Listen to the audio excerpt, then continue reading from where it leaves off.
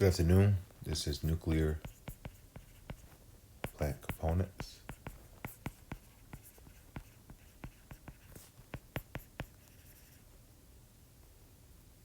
Semester.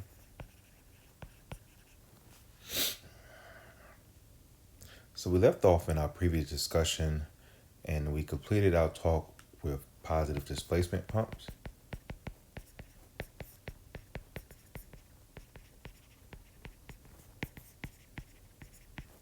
Abbreviated PDPs. Now we will work through centrifugal pumps.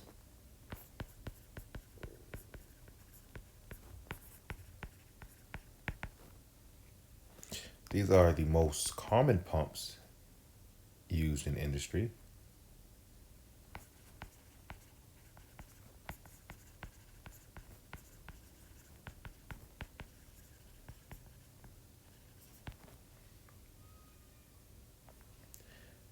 They are termed centrifugal due to the rotary kinetic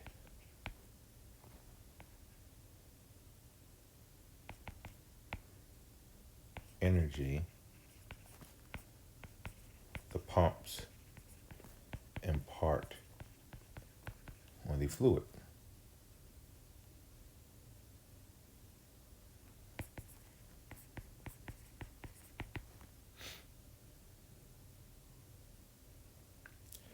The centrifugal force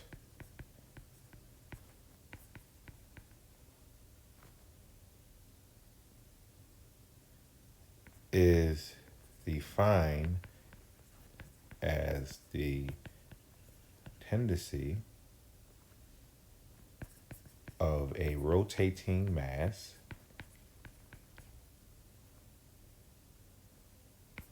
to pull away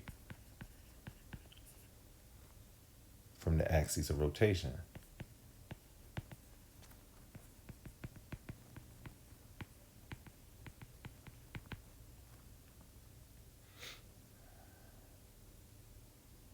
We've all experienced centrifugal forces, such as, the merry-go-rounds when we were kids in playgrounds. If you go real fast, you have a tendency to maybe want to fall off towards the outside of the small merry-go-round. That's the centrifugal force we're talking about. The force that makes you fall away from the center of something that's rotating. So centrifugal pumps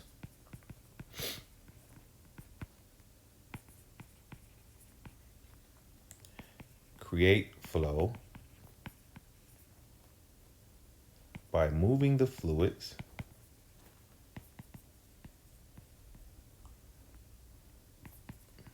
faster and faster in a circular motion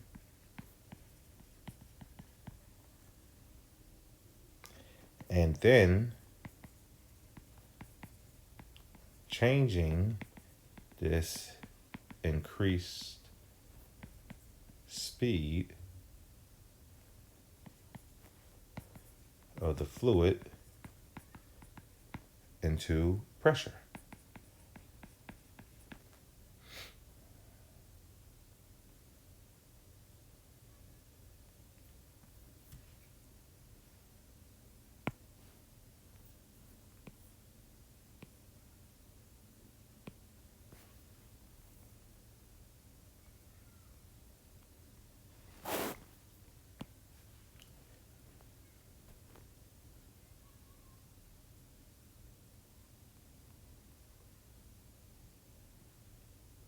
So in a centrifugal pump, there's, as we say, rotating, rotating. So the rotating part is the shaft here, which is driven by a motor, and this shaft is attached to the impeller, which we'll say here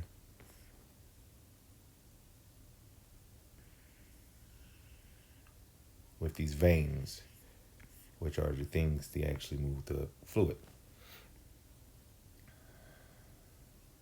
So as the impeller rotates, the fluid being pumped enters in the suction eye. And we said the eye is the center of the pump. The fluid enters here. The vanes and rotate it this way. And it causes the fluid, the centrifugal force, to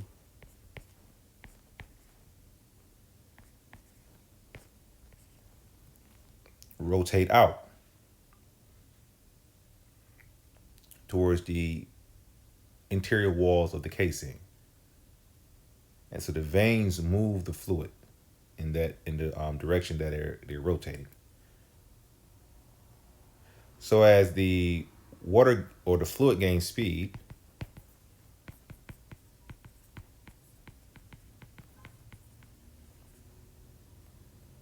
it pushes outward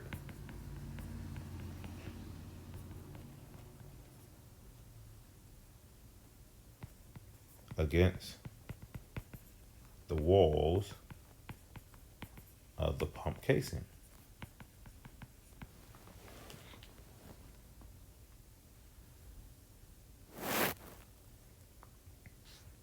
So as the fluid moves outward, it makes room for more fluid.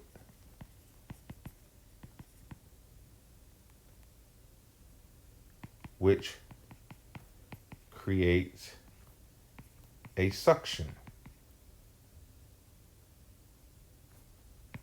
which draws more fluid in at the suction eye of the impeller.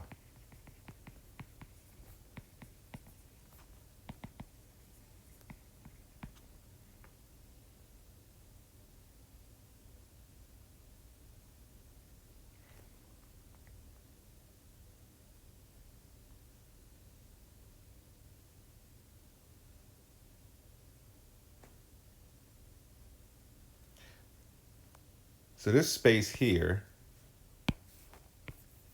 is called the volute. And as you can see, the diameter of the volute gets larger and larger before discharge. So the volute widens at the discharge end, which means the fluid must expand to fill this space.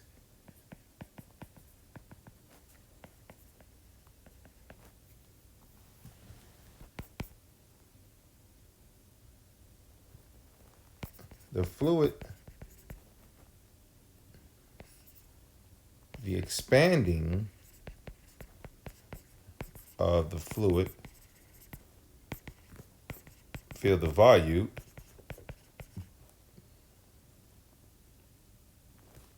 causes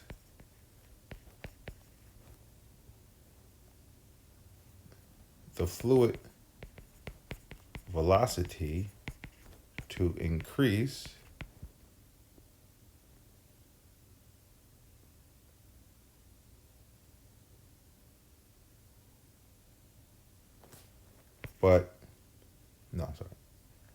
causes the fluid velocity to decrease, but causes the fluid pressure to increase.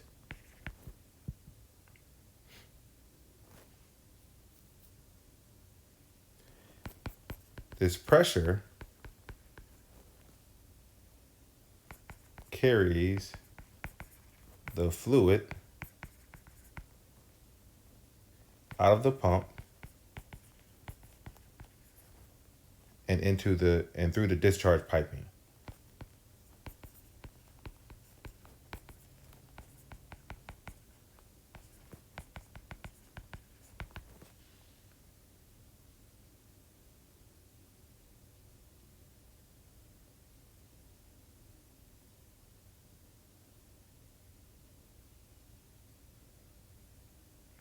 So the volute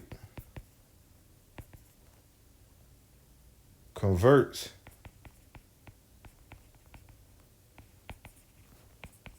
the velocity head of the fluid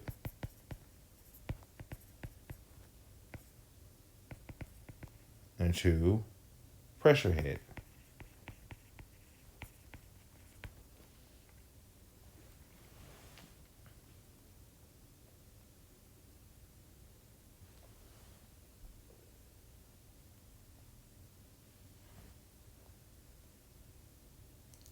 So major components of a centrifugal pump include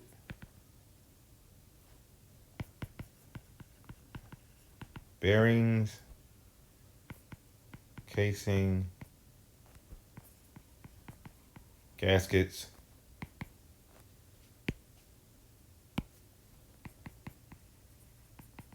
impeller,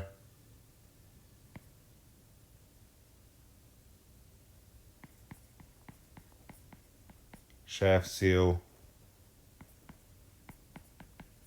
seal rings,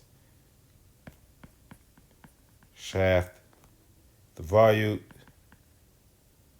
and wearing rings.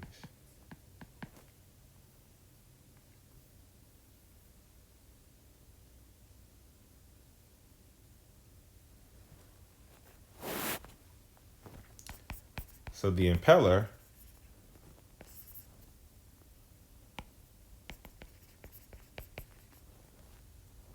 is the rotating component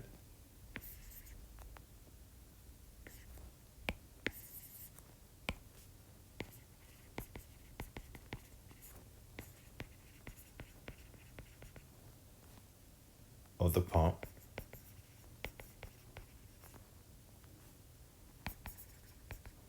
that converts the mechanical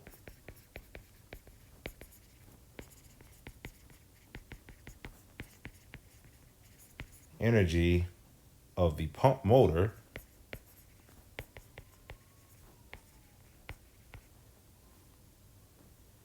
into kinetic energy in the fluid.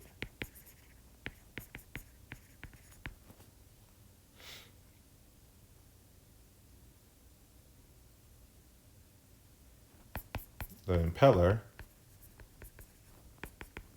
is mounted on the pump shaft.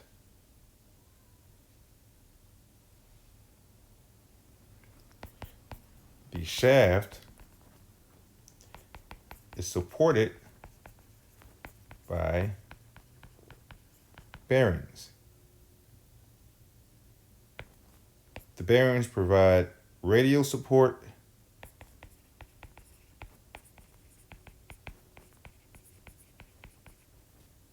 for side-to-side motion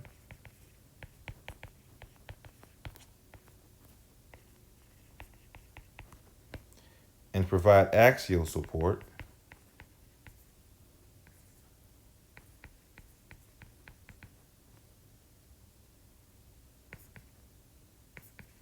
for movement along the axis.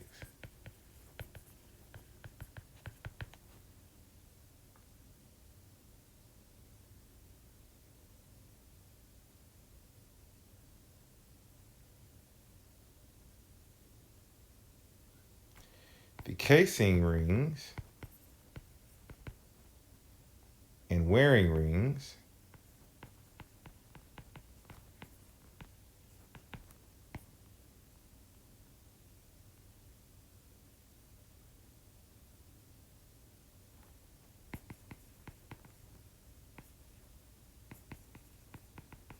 provide the seal needed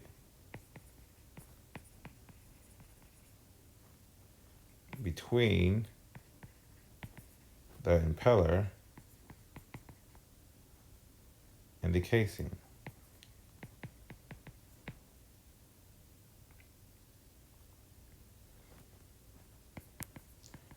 This seal prevents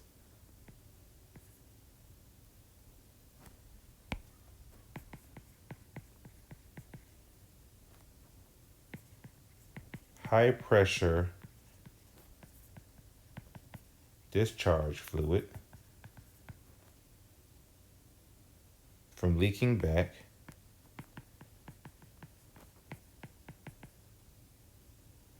to the low pressure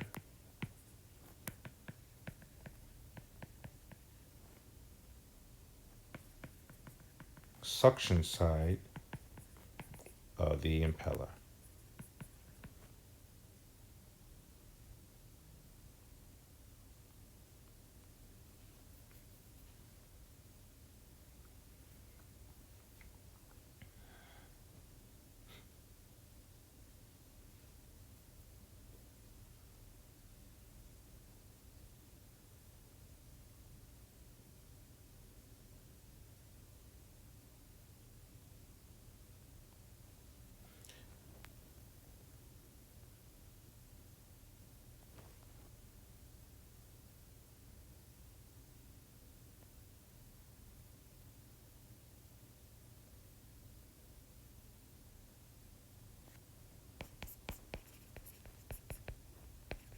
Impellers are classified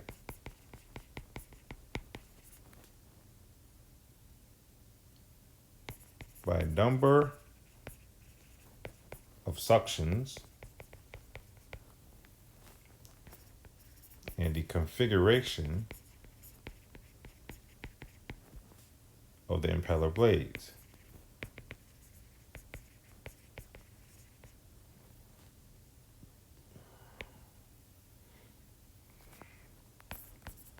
Open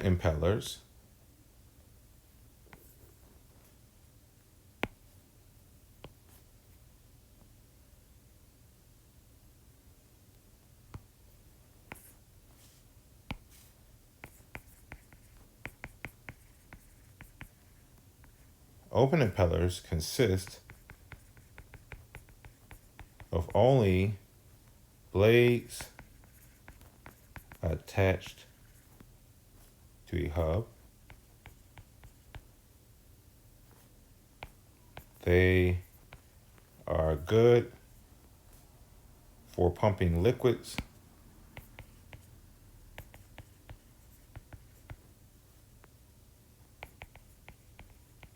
that contain solids because they do not clog.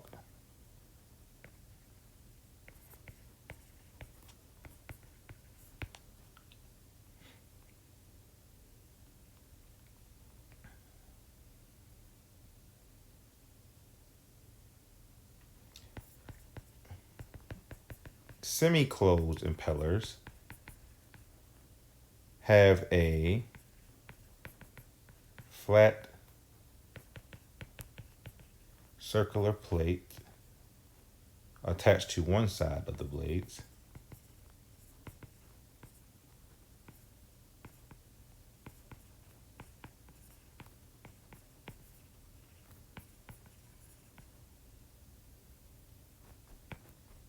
Are more efficient than the open impeller.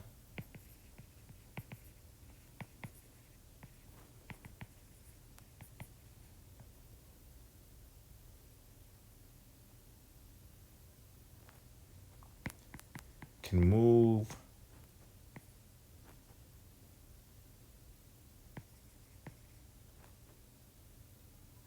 fluid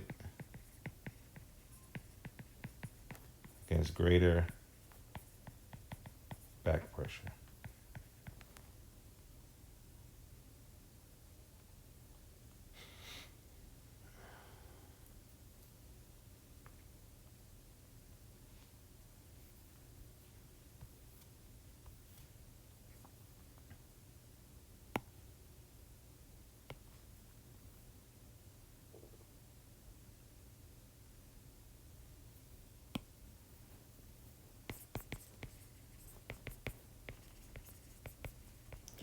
closed impellers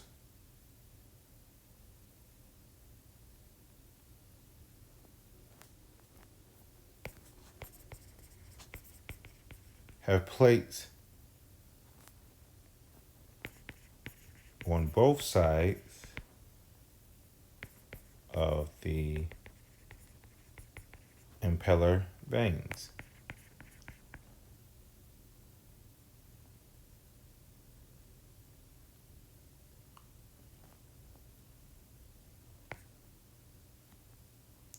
They are more efficient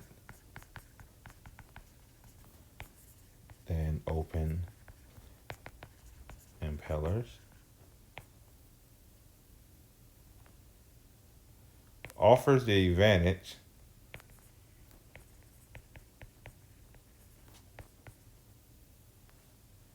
of reduced wear due to less erosion of the impeller vanes.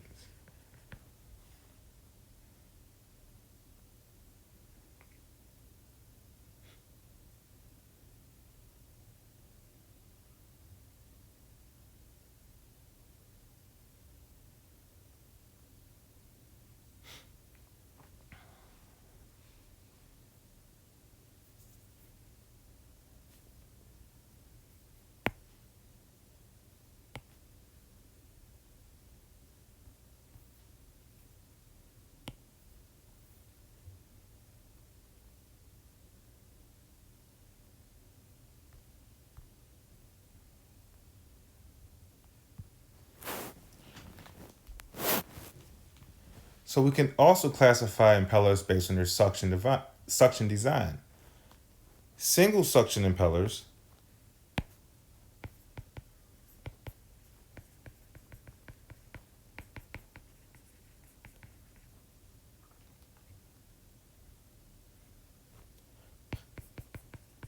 fluid enters through one side only.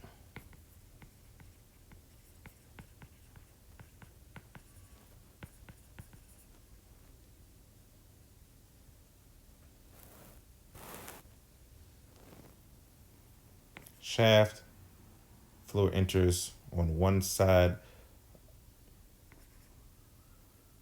in inlet and discharge openings. Disadvantages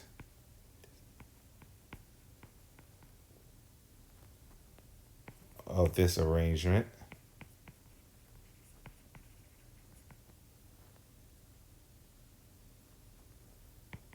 is that the low pressure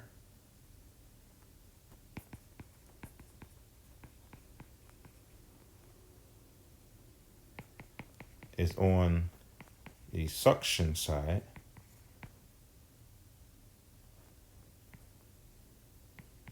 and the high pressure is on the discharge side.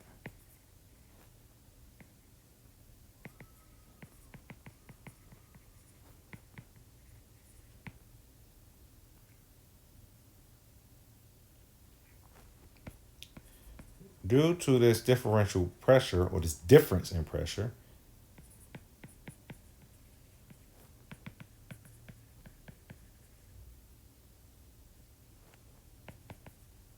there is thrust or force towards the suction side of the impeller.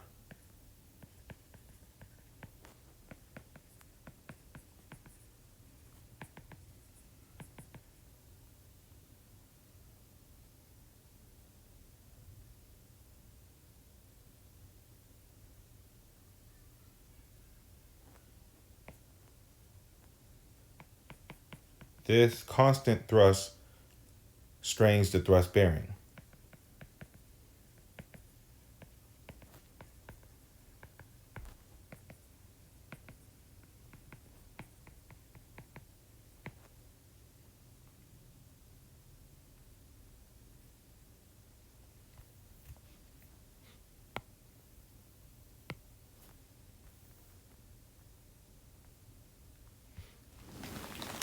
So in double suction impellers,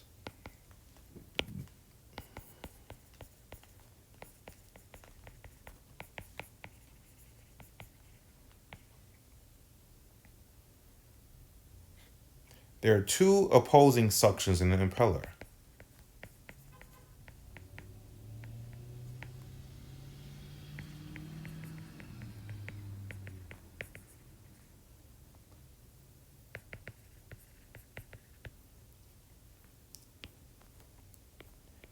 Fluid enters on both sides.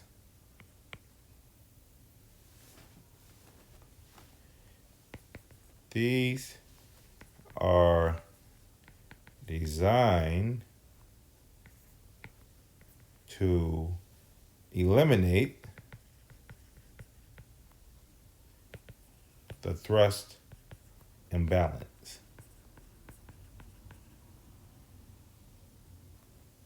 And lower the net positive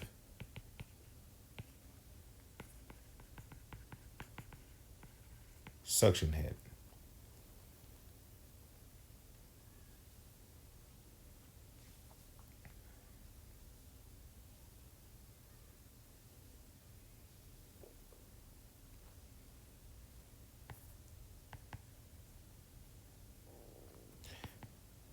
Single stage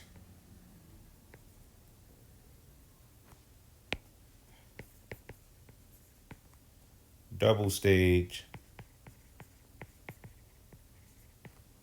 and multi-stage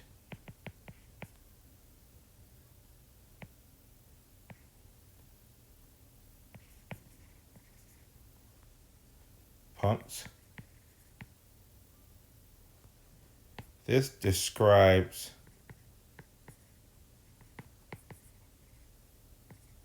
the number of impellers in the pump. Single stage pumps have one impeller, double stage pumps have two, multi-stage pumps have three or more. Multiple impellers increase the discharge pressure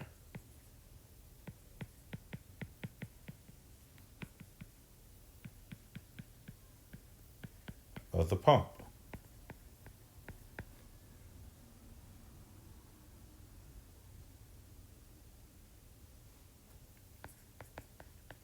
Each impeller is a pressure stage.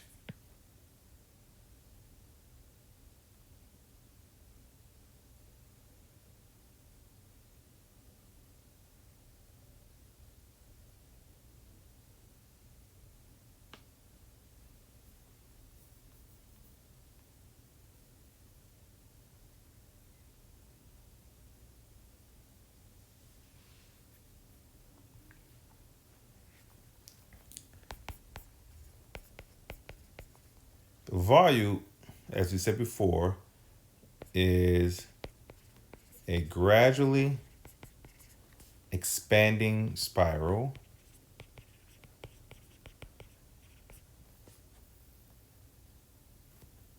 that is integral through the pump casing.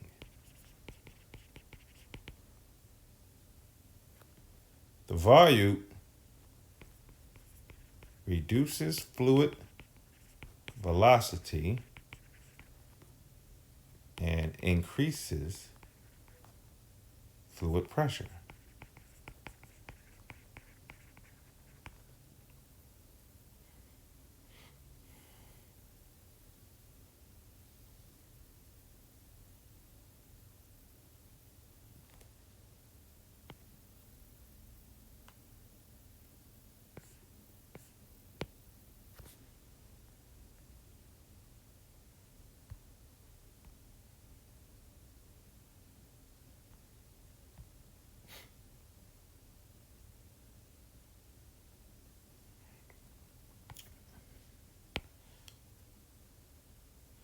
The volute and diffuser describe the area in which a centrifugal pump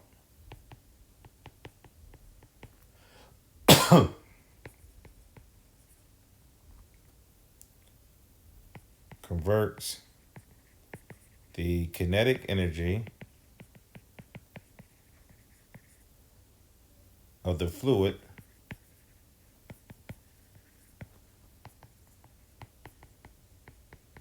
to pressure.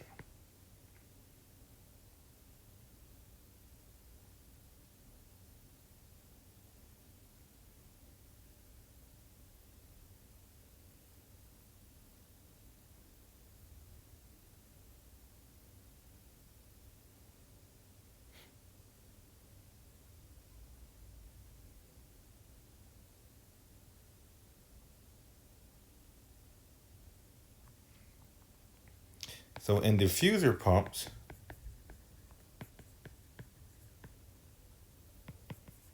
the volute is enhanced with a diffuser and a series of stationary vanes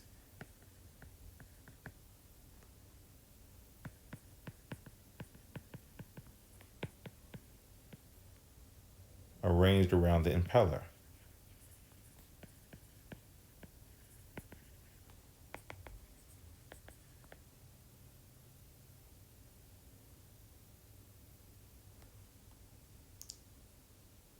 So this volute pump, and this is one that has diffuser vanes. As you can see, these right here are not present on the pump on the left. The diffuser vanes direct the fluid outward as it leaves the impeller. The purpose of the diffuser is to increase the efficiency of the centrifugal pump by straightening the flow in the volute.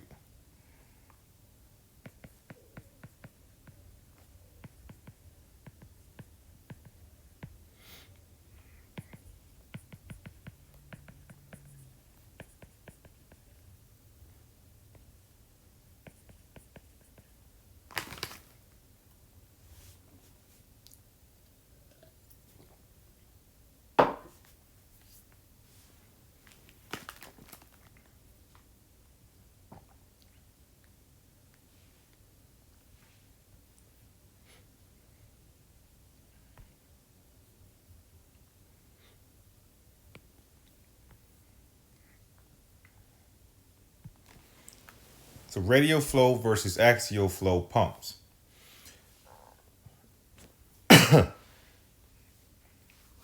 This simply describes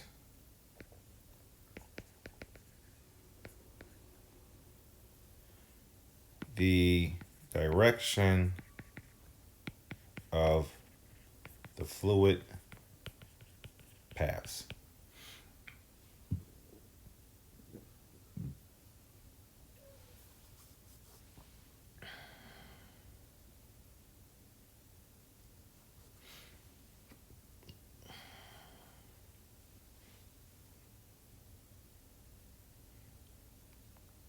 So radial flow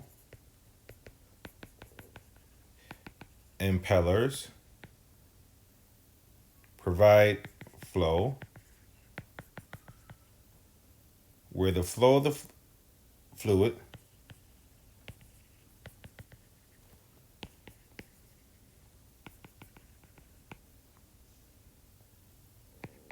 is primarily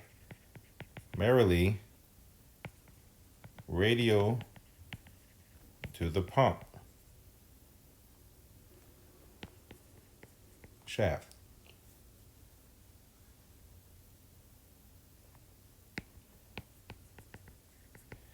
Axial flow pumps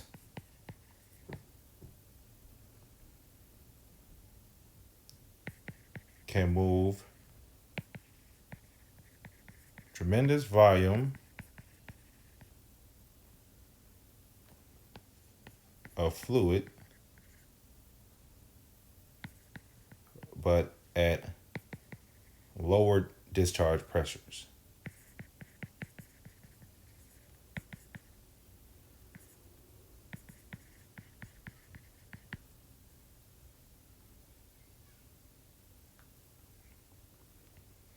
In axial flow pumps, the main flow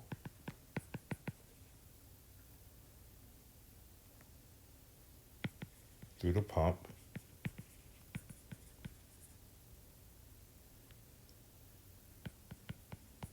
is along the axis of the shaft.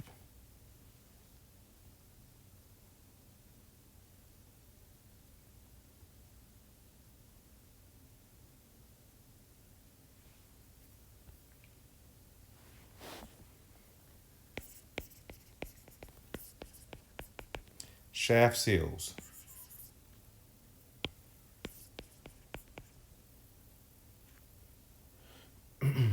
In most centrifugal pumps,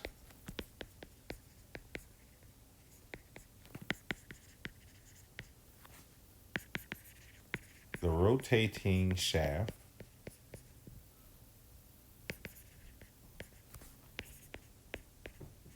that drives the impeller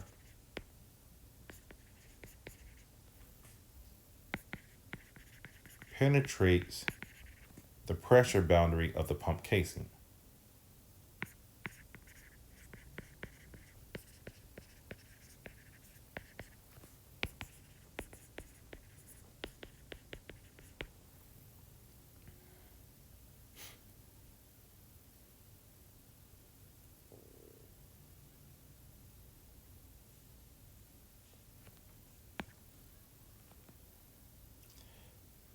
Factors that are considered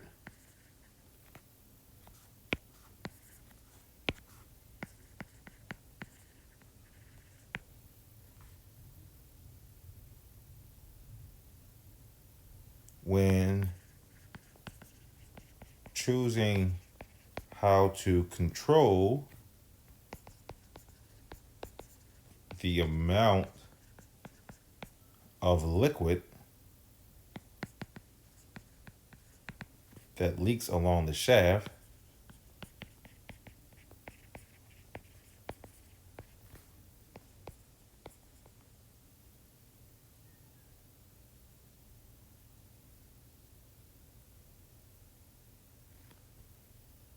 include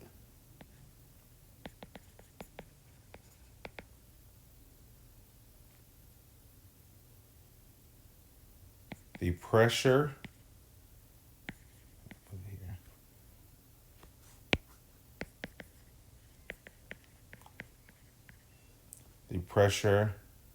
and temperature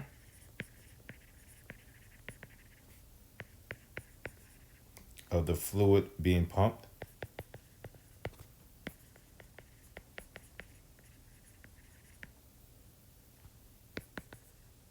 the size of the pump,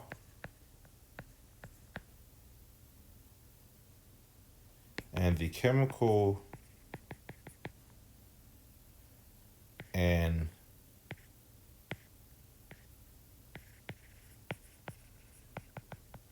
physical characteristics of the fluid being pumped.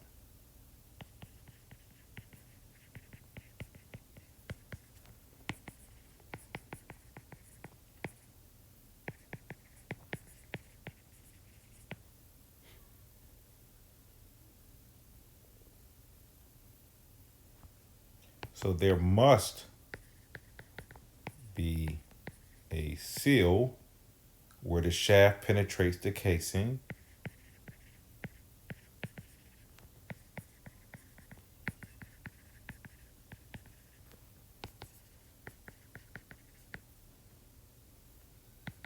to prevent the pumped fluid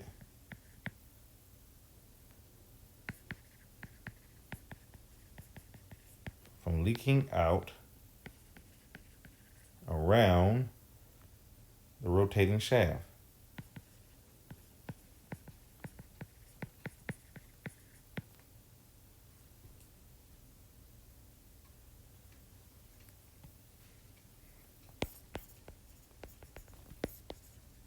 Shaft seals can be a stuffing box or a mechanical seal.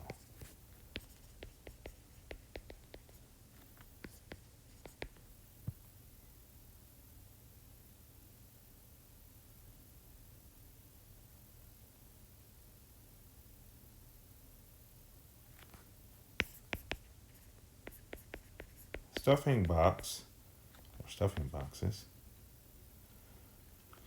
is the cylindrical space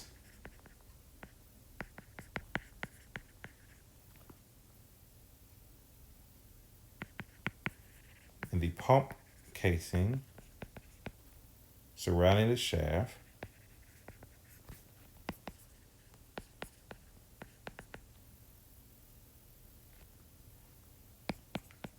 rings of packing material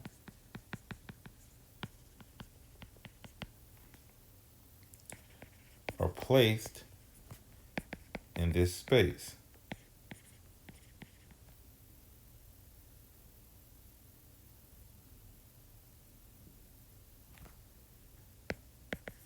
The high speed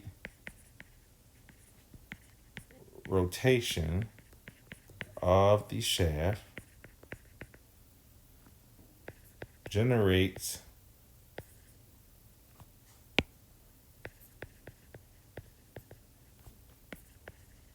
heat as it rubs against the packing rings.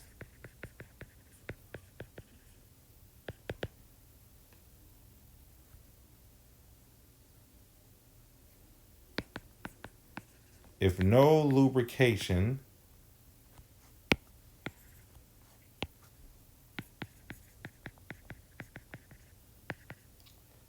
or cooling are provided,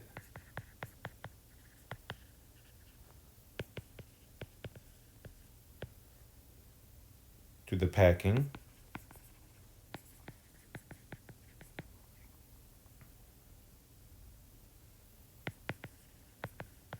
the temperature of the packing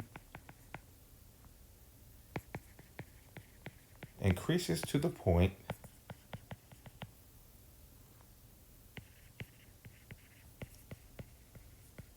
where damage occurs to the packing.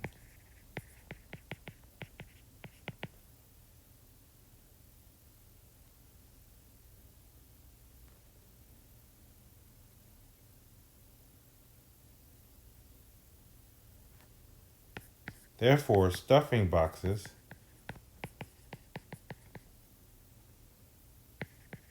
are designed to allow a small amount of controlled leakage along the shaft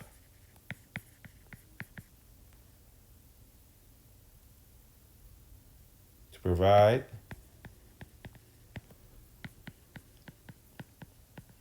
lubrication and cooling to the packing.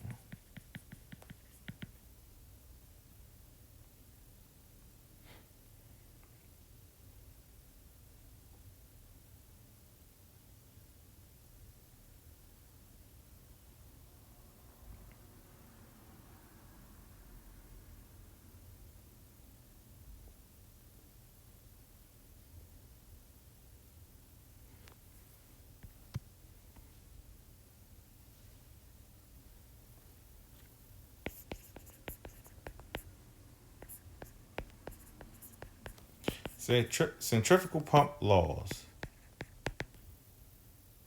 So centrifugal pumps obey what are known as pump laws.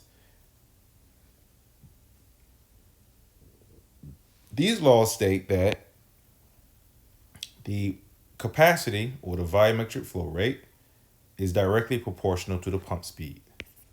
So volumetric flow rate in gallons per minute, etc., is directly proportional to pump speed N.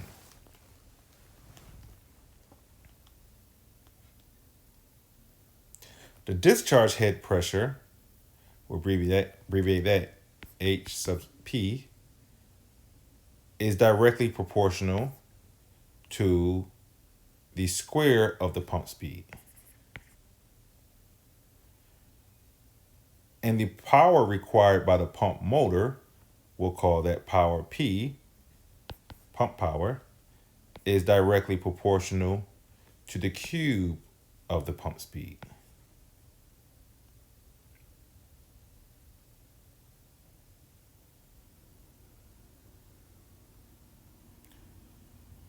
So these relationships can be written in equation form, where subscript 1 means initial, subscript 2 means final.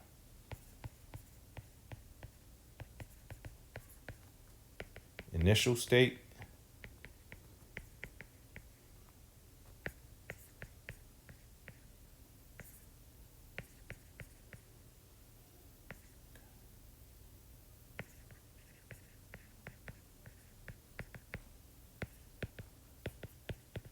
subscript 2 means final state.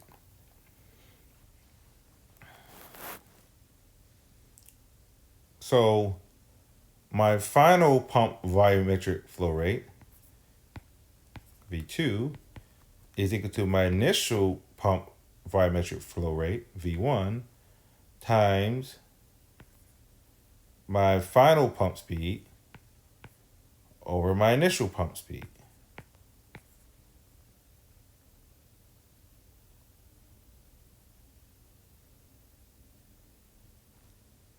My final pump discharge head, HP H sub P sub 2, is equal to my initial pump discharge head, H sub P sub 1, times my final pump speed squared over my initial pump speed squared.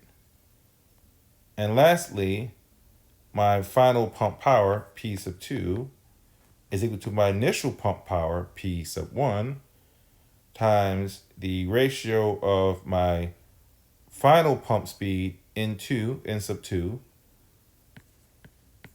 cubed over my initial pump speed, N sub 1, cubed. So if I set up a problem where I say a water pump is operating at 1,000 RPM with a capacity of 200 gallons per minute and at a discharge head of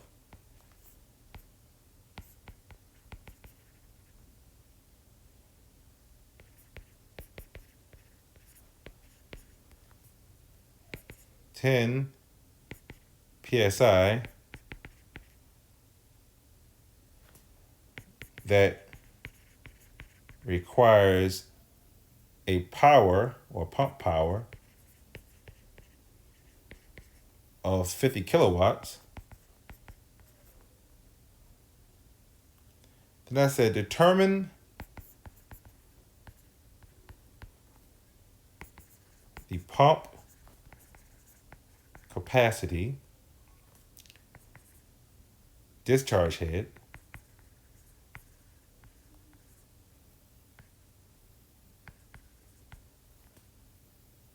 and power requirements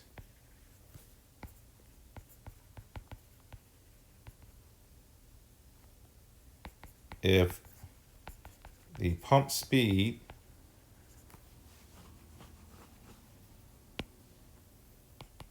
is increased to 2,000 RPM.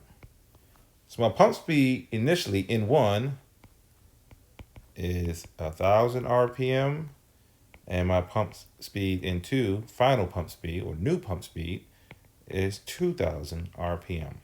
And they want me to find the final or new pump capacity, new discharge head, and new power requirements. So capacity, we said our new capacity, V sub 2, is directly proportional to pump speed. So it'd be our final pump speed or our initial pump speed times our initial pump capacity.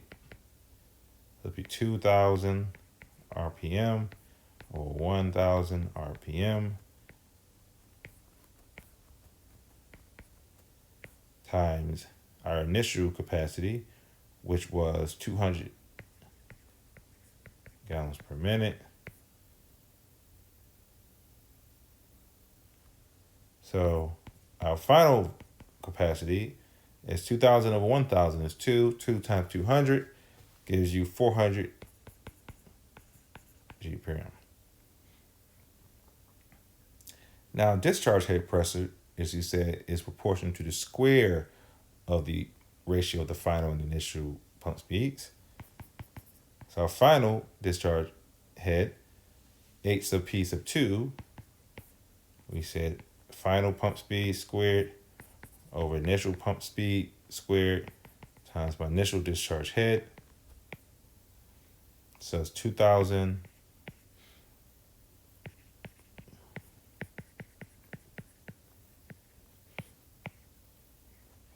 and my initial discharge head was 10 psi.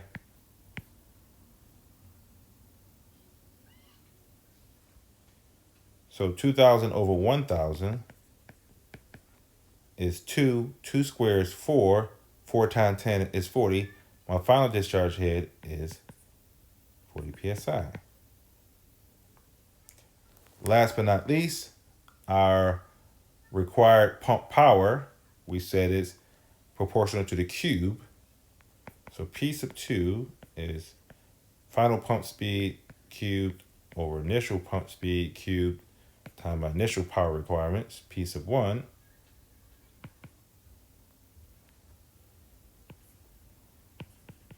Final pump speed, 2,000 RPM. My initial pump power requirements was 50 kilowatts. 2,000 over 1,000 is 2. 2 cubed. 8. 8 times 50, 400. So my final power requirements is 400 kilowatts.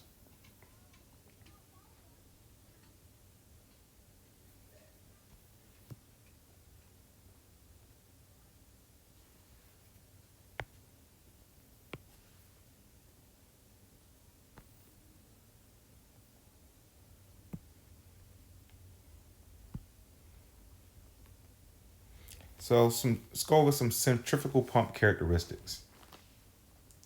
One of the most important characteristics of a pump is its capacity, or how much fluid it moves per unit time. The capacity of a centrifugal pump decreases as the pressure at the pump discharge increases, which makes sense. And so we said that if you look at this chart here, this chart, the x-axis is the capacity, gallons per minute. The y-axis is discharge head. So we said here, pump shutoff head, our flow rate is 0. And we said that as your discharge head increases, your pump capacity decreases. So pump shutoff head, we'll define that.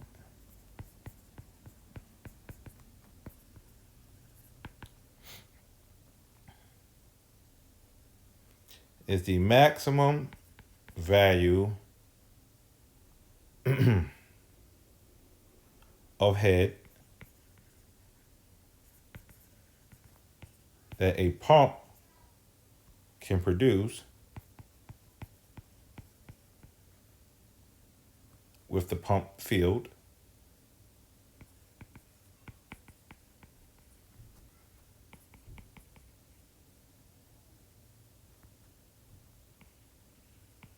operated normal speed with the discharge valve shut.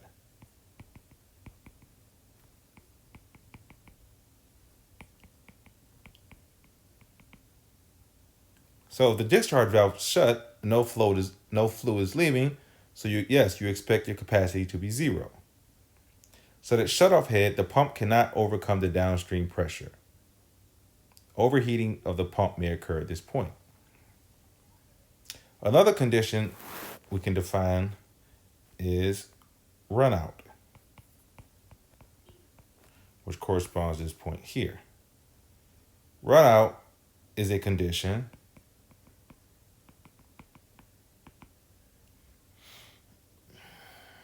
where there is an abnormally high flow rate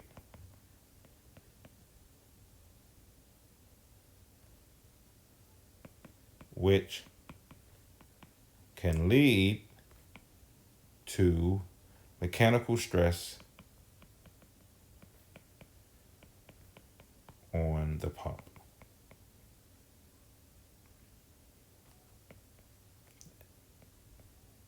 And excessive motor current.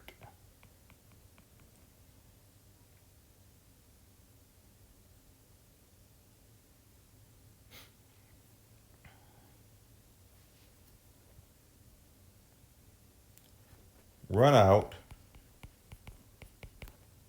is a result of a loss of downstream pressure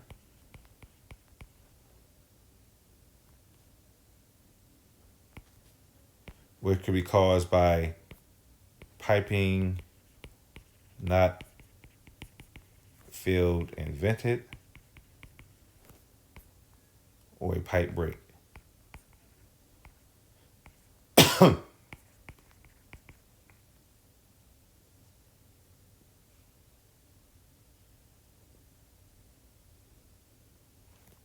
So this drop in pressure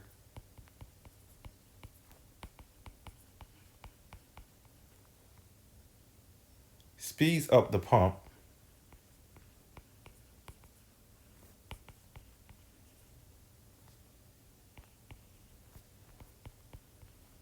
and causes excessive motor current.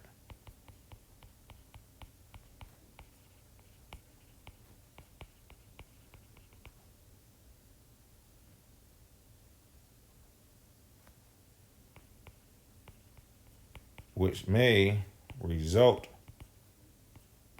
in damage to the windings.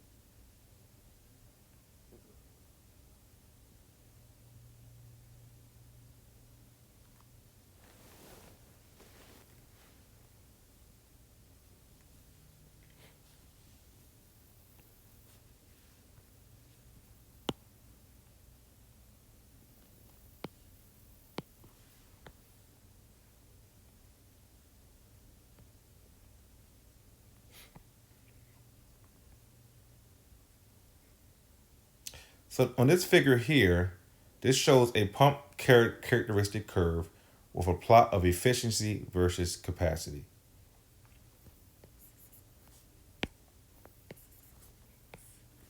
Discharge head.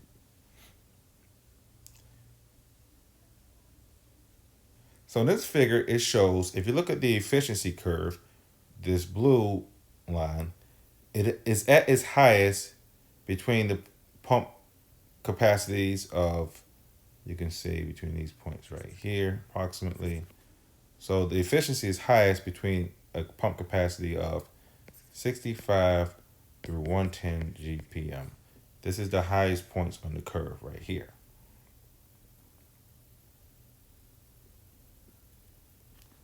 So the operating point is defined as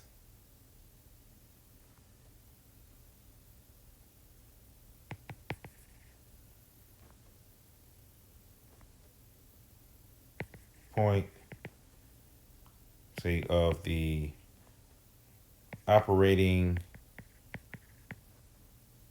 discharge head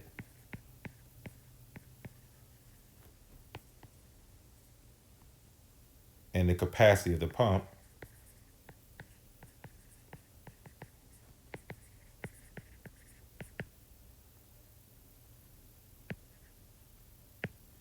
and you want to take in account the efficiency. So in this example, we're staying within our high point efficiency and we're looking at our system requirements.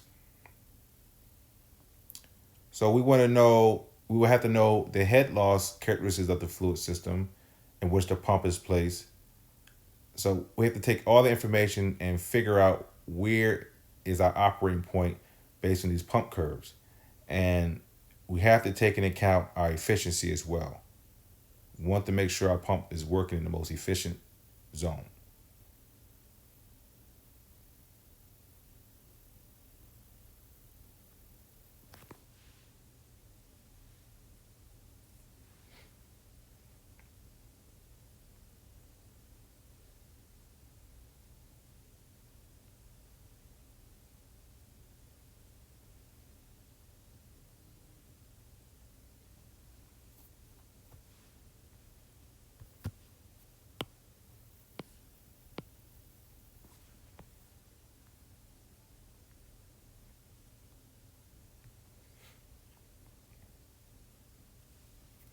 Parallel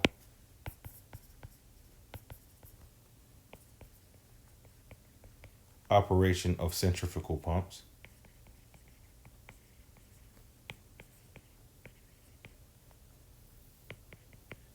is obtained by having two pumps discharged into the same header.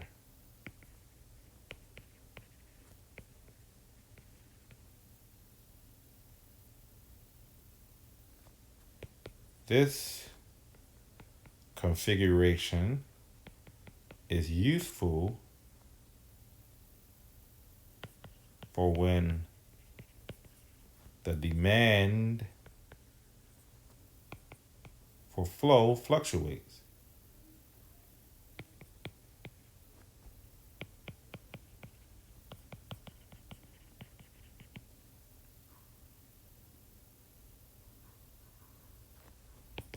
One pump can be operated when demand is low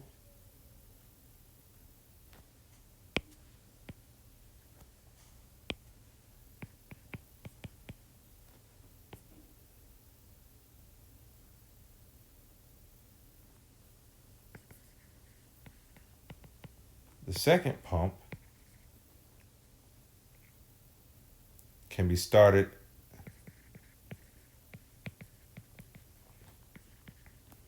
and used when the fluid flow requirement increases beyond the capacity.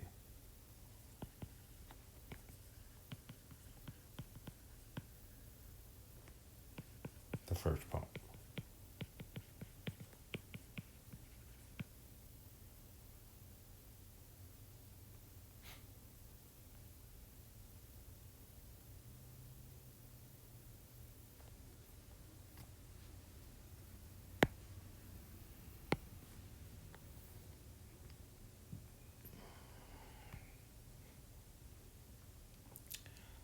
Centrifugal pump in series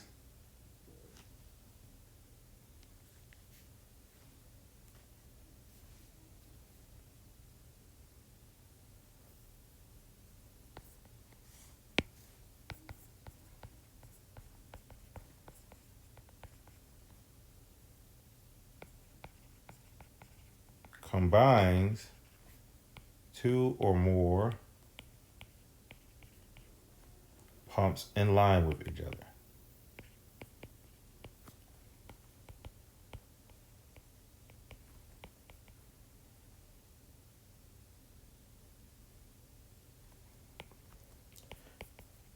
The first pump discharges into the suction of the second.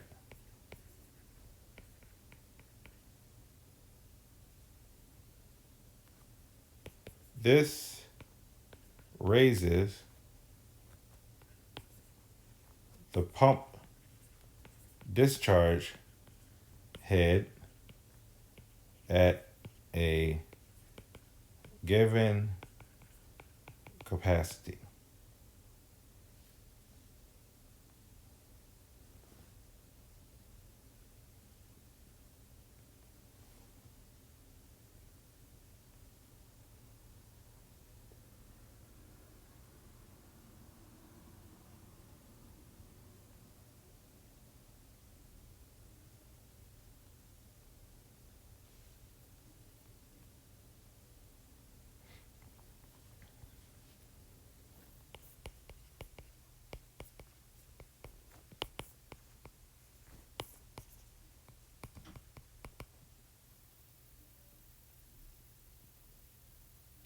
So the general overview of the centrifugal pump operation. First, number one, line up the auxiliary items. In this step, cooling water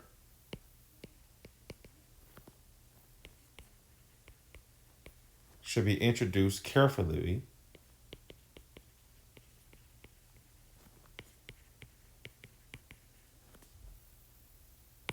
to pump bearings and lubricating oil.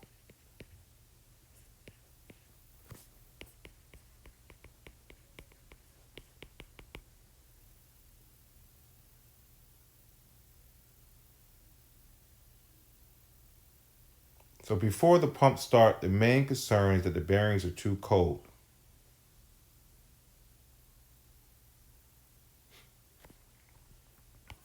Step two,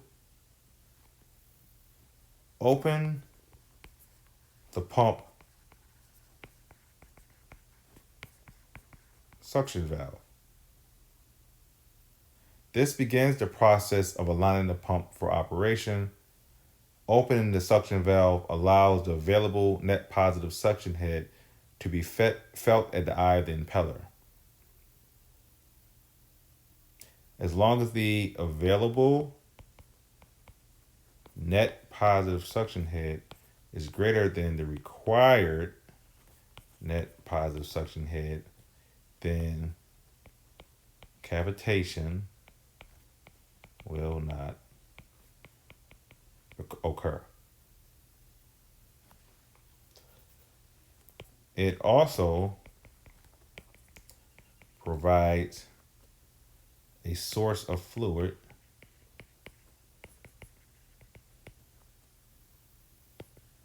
for priming the pump in the next step.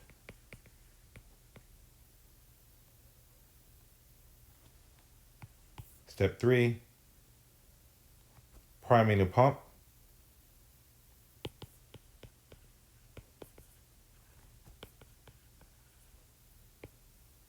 A centrifugal pump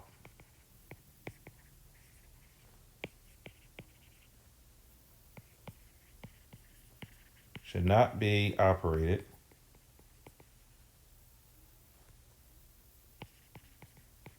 until it is filled with fluid. If it is run without liquid in it,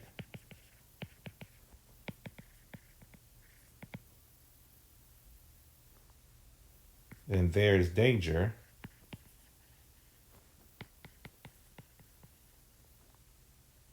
of damage to the liquid lubricated internal parts.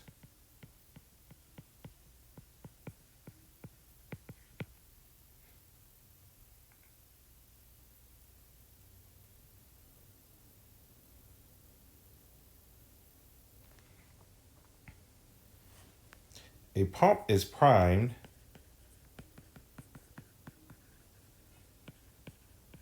when the casing is completely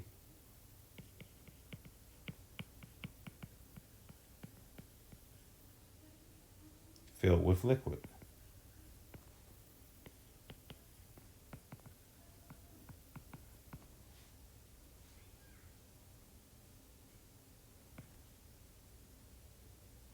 This prevents gas binding,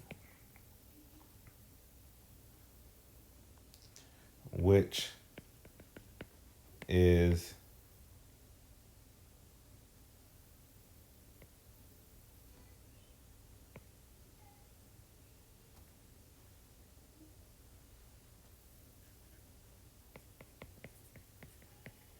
defined as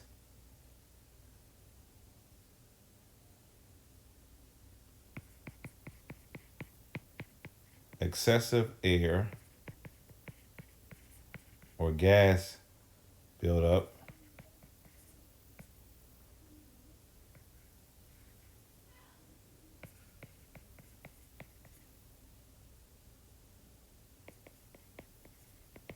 inside a pump casing.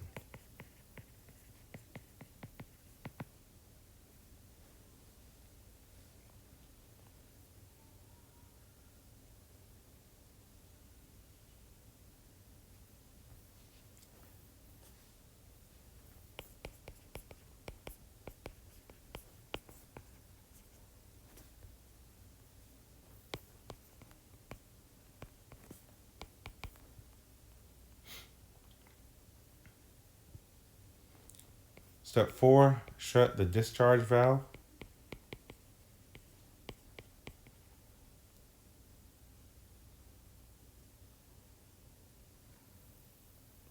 There are two reasons for closing the discharge valve. First, it minimizes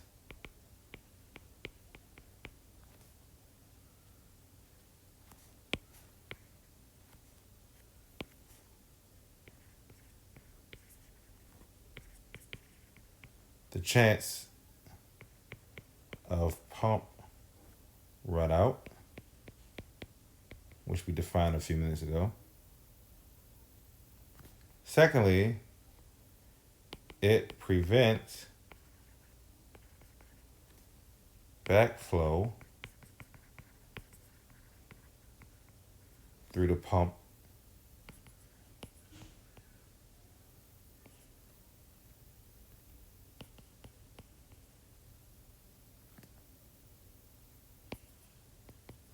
that can result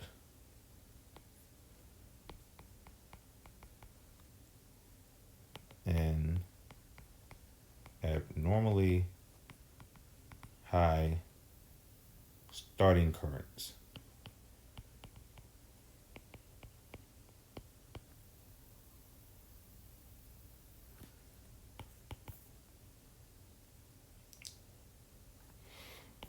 Step 5, start the pump motor.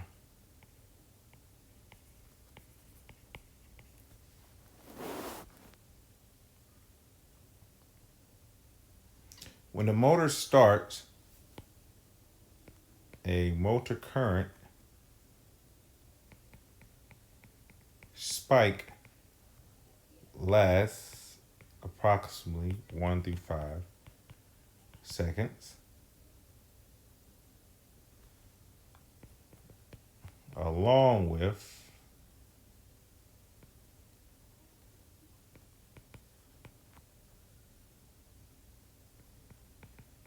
increase in pump discharge pressure.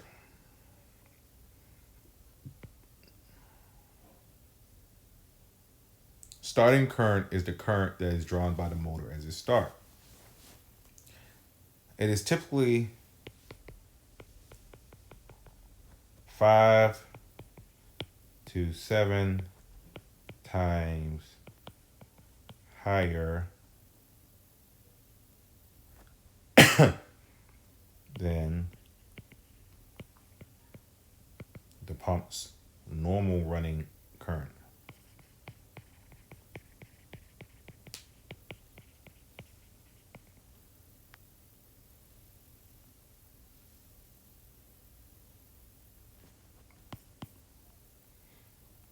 And lastly, step 6, slowly open the pump discharge valve.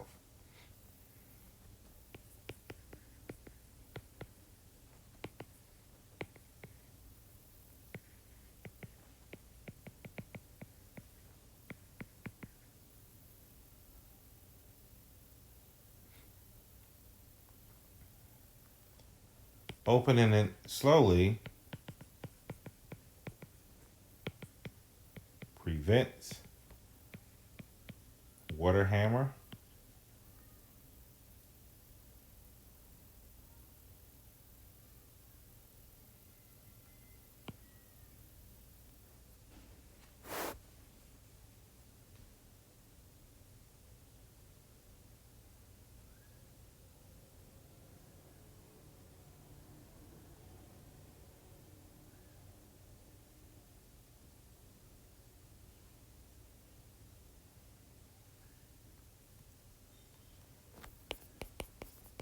Let's talk about eductors. Eduction is a physical process by which a fluid is drawn from its container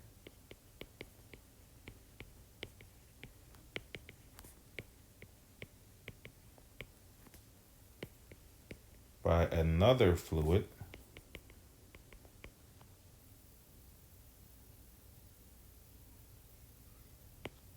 advantages compared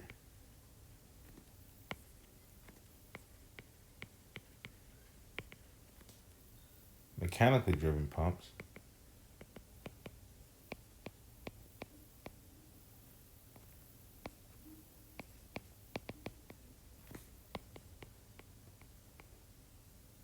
include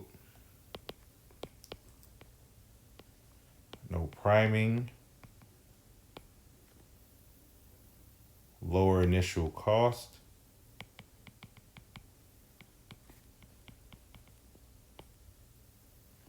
and no moving parts.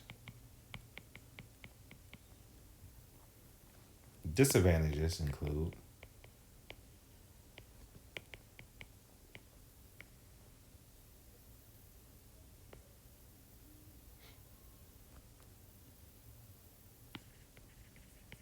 complicated operation,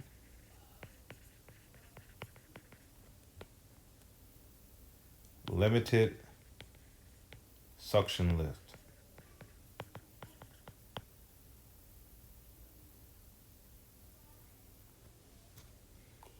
Common names for eductors include jet pumps,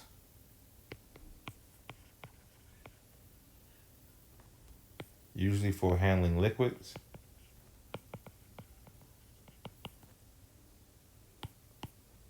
ejectors,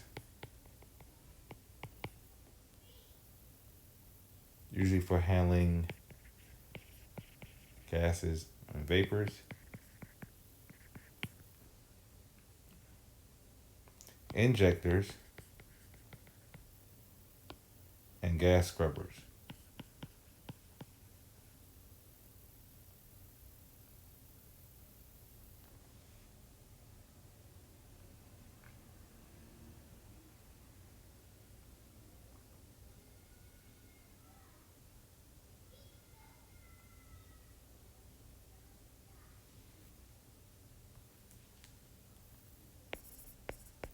pump maintenance. So pump maintenance is a vital process in the plant to ensure the necessary systems will be available when needed. Pump failures cannot be accepted, so preventative maintenance and testing are, are an integral part to ensuring the pumps will be capable of performing their intended functions. So there are such things as post-maintenance pump testing. These tests can include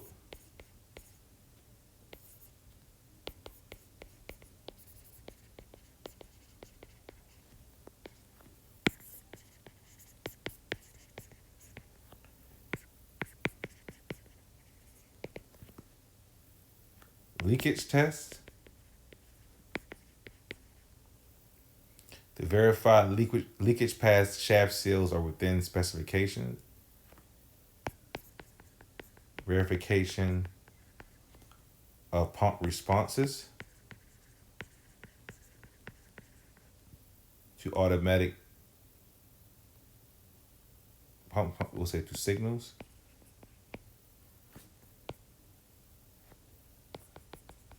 Yeah, flow verification to ensure the pump is capable of delivering the required flow and pressure. Hydrostatic testing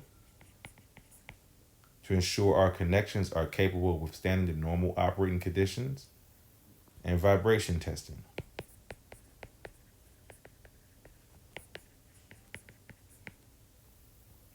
which ensures the pump shaft alignment and component installation has been performed correctly and to establish baseline data for future testing of the pump.